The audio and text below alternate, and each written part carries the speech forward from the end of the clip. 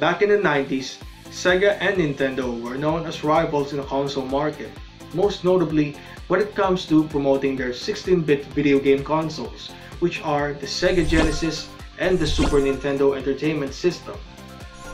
So over a decade later, Sega recruited DIMPs to help them develop the first ever Sonic game on the Nintendo console, after the discontinuation of Sega's latest video game console, known as the Sega Dreamcast. The first game was successful, so it's no surprise there would be 2 more follow-ups. That's just a quick history I explained to you guys, and now let's move to the main topic of this video.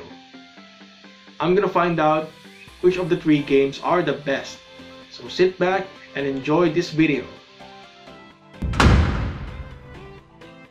First game is Sonic Advance. Dr. Eggman captures the animals to turn them into evil robots and plans to gather all 7 Chaos Emeralds to gain a lot of power to stop those who opposes him. That's where Sonic and his friends come in as they try to foil his plans. The gameplay looks similar to Sonic's older 2D games while adding something different, like having the characters the ability to grind all the rails. You can play as Sonic, Tails, Knuckles, and Amy, whose different abilities affect the way you play the levels. The graphics look great with all those beautiful sceneries and the character animations. It's also nice to hear some of the old tunes, though I still prefer the Genesis versions of those. The special stages are difficult because collecting the rings requires you to be really precise on where you position your characters. This game is off to a good start, so here's my verdict.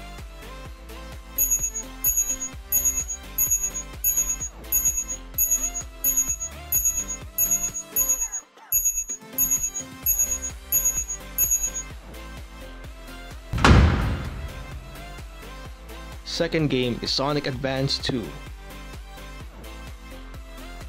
The plot of this game is similar to the first game, but this time Dr. Eggman captures Sonic's friends, so he must rescue them. The gameplay is more fast-paced, which I really like to be honest, because it is satisfying to see the characters move as fast as they can throughout the levels. The mid-air tricks are also a great addition, especially if you want to reach other areas after jumping from a spring or running over a ramp. The graphics look just as great as the first game, as well as the level designs. The sounds and music are much better here and are fitting for the pacing of the gameplay. The special stages remind me of those from Sonic CD and are more easier to play. The only problems I found are the little differences of how the other 4 characters play compared to Sonic, and how hard it is to find those special rings you need to get to the special stages, but overall, it's a step up from its predecessor.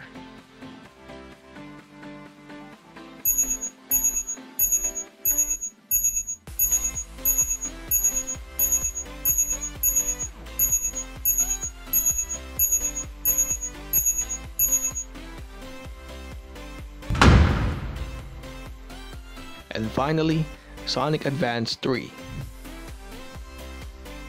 Dr. Eggman builds a fighting robot called Gemerald. Did I pronounce it right?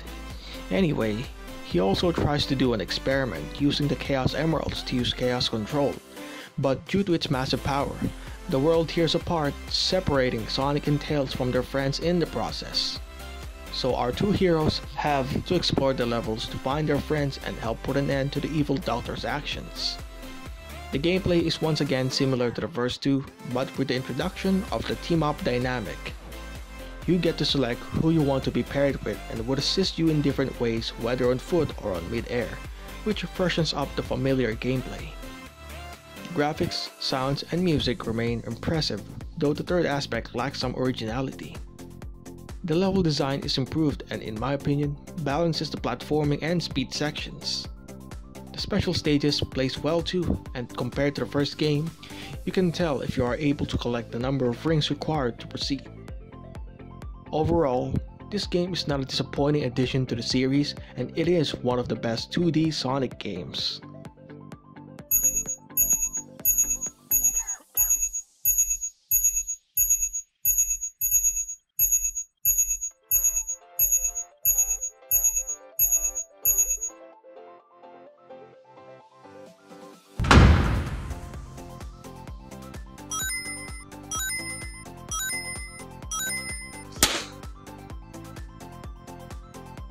Well, it's a tie, because it was hard for me to decide which of the two games was better, since both fell short on some aspects. Anyway, that's all folks, thanks for watching and I will see you guys on my next video. Lucas out.